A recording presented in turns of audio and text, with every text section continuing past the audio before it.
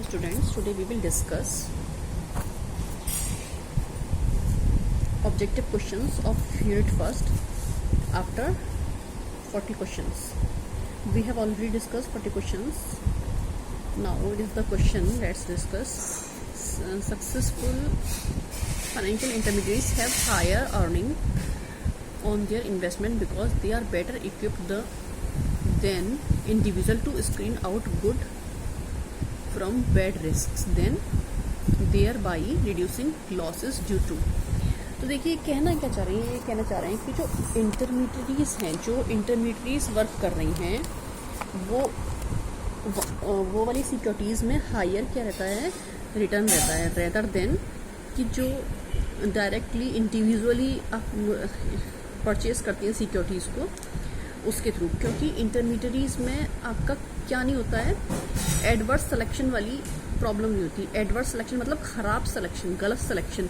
जब किसी इंटरमीडिएट के थ्रू आप जाते हो तो वो आपको उसको सही गलत के बारे में भी बताता है, तो एडवर्स सिलेक्शन वाली प्रॉब्लम नहीं होती. नेक्स्ट देखिए, in financial markets lenders typically have inferior information about potential returns and risk associated with any investment projects.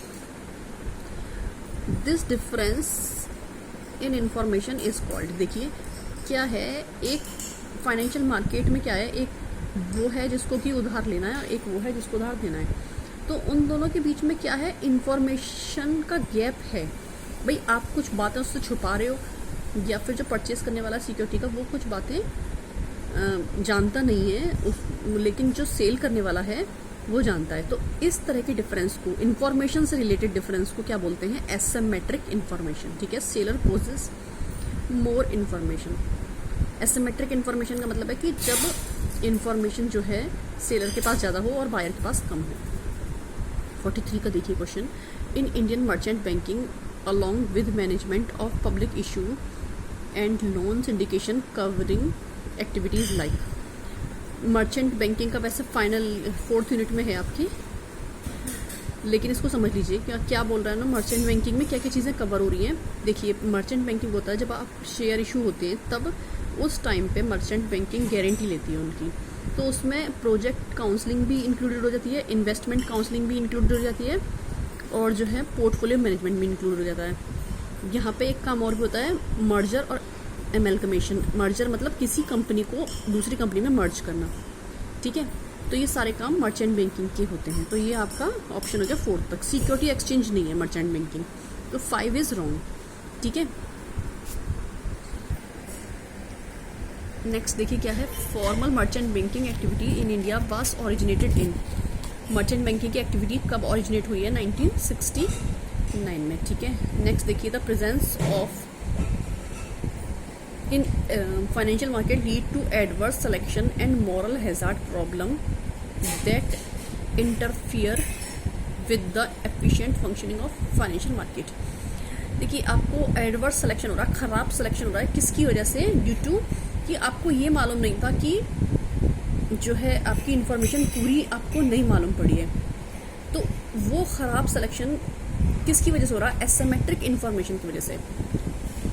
ठीक है ना, कोई आपको किसी की कोई कमी मालूम नहीं थी किसी सिक्योरिटी की, तो आपने क्या किया, गलत सिलेक्शन कर लिया, वहाँ पे क्या किया, एडवर्स सिलेक्शन कर लिया, और वो इन्फॉर्मेशन सब सही नहीं थी, तो उसको बोल रहे हैं एसिमेट्रिक इन्फॉर्मेशन.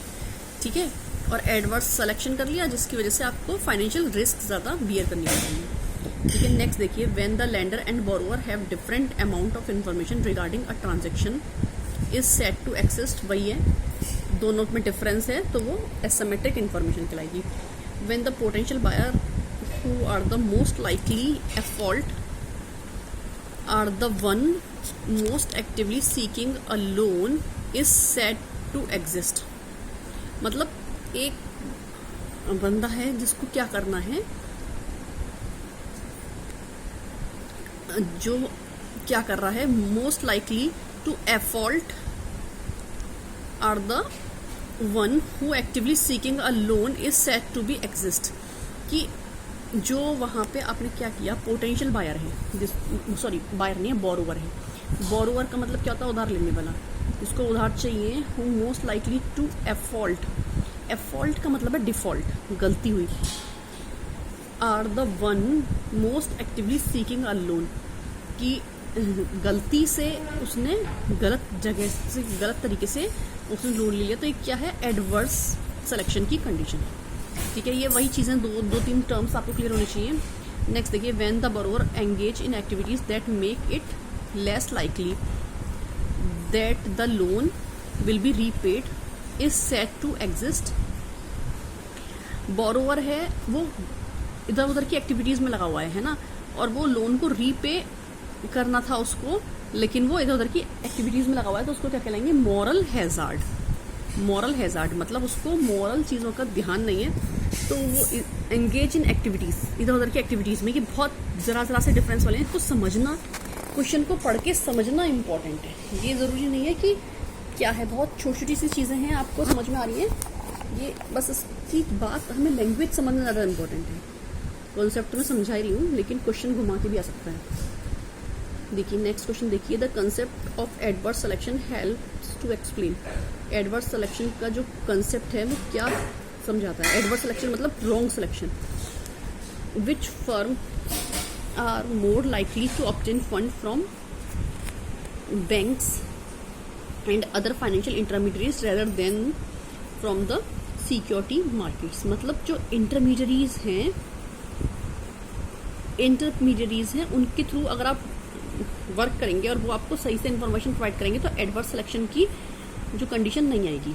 नेक्स्ट क्या है, why indirect finance is more important than direct finance as a source of business finance. Indirect finance जो है वो ज़्यादा इंपॉर्टेंट है रेदर देन। इनडायरेक्ट फाइनेंस का मतलब है इंटरमीडिएट इन्वॉल्व है, तो आपको एडवर्स सिलेक्शन की जो आपको उसकी इन्फॉर्मेशन उसे देनी चाहिए वो देता है, तो एडवर्स सिलेक्शन की कंडीशन जो है वो खत्म हो जाती है। ठीक है, अब देखिए नेक्स्ट है ये, इसमें आपका ए और बी दोनों हो जाएंगे। ठीक है ना। 50 देखिए, 50 क्वेश्चन में कुछ गलती है, आपका ऑप्शन गलत दे रखा है इन्होंने, जो सही बताया वो गलत है। The government regulates financial market for 3 main responses. Government ने रेगुलेट किया फाइनेंशियल मार्केट का, जिसका 3 मेन रीजंस थे, जिसकी वजह से गवर्नमेंट ने फाइनेंशियल मार्केट को मतलब रेगुलेट क्यों कर रहे हैं गवर्नमेंट। अब इसको देखिएगा, गवर्नमेंट जो है रेगुलेट कर रही है, उसके 3 मेन रीजन थे। इन्होंने बोला to ensure soundness of financial system, financial system को मजबूत बनाने के लिए, ये सही है। To improve control of monetary policy, इस बात को देखिएगा, मॉनिटरी पॉलिसी जो है, मॉनिटरी पॉलिसी तो गवर्नमेंट ही तय करती है, सब कुछ गवर्नमेंट ही करती है। ठीक है, तो गवर्नमेंट ही सब कुछ करती है मॉनिटरी पॉलिसी में। ये अब देखिए, to increase the information available to investors, तो इंफॉर्मेशन जो है अवेलेबल कराने के लिए इन्वेस्टर्स को। मॉनिटरी पॉलिसी का यहाँ पे जो रोल है वो ये है कि जो मतलब मॉनिटरी पॉलिसी, हेलो इसको सुन लीजिए। देखिए ये है ना, इसमें गलती ये है कि ये वाला जो क्वेश्चन है इसमें ये भी हो सकता है, ए भी हो सकता है और डी भी हो सकता है। इसको समझिए, to ensure soundness of financial system, financial system को साउंड बनाने के लिए। ठीक है, to improve control of monetary policy, monetary policy पूरी तरह से गवर्नमेंट के रेगुलेशन में है, लेकिन फिर भी उससे क्या फ़र्क पड़ता है कि क्रेडिट कम ज़्यादा वो सारी चीज़ों से उससे फ़र्क पड़ता है। और देखिए और क्या है, and to increase the information available to investors, ये सबसे इंपॉर्टेंट है, इन्फॉर्मेशन को प्रॉपरली अवेलेबल कराना। ठीक है, अब ये तो इसमें थोड़ा वो है, मॉनिटरी पॉलिसी वाली जो बात है मुझे वो चीज़ थोड़ी सी डाउटफुल लग रही है, क्योंकि मॉनिटरी पॉलिसी जो पूरी तरह से गवर्नमेंट के कंट्रोल में, तो फाइनेंशियल मार्केट का क्या रोल होगा जब वो पहले ही गवर्नमेंट कंट्रोल करेगी। ये क्वेश्चन गड़बड़ है। अभी इसमें भी देख लीजिए, इसमें सब कुछ सही है, इंटरमीडिएट वाली बात वहीं आ गई है ना, और इन्फॉर्मेशन भी वाली बात आ गई कि इन्फॉर्मेशन प्रोवाइड करना। दूसरी बात इन्होंने क्या बोला कि इंटरमीडिएरीज को नॉर्मल रेट से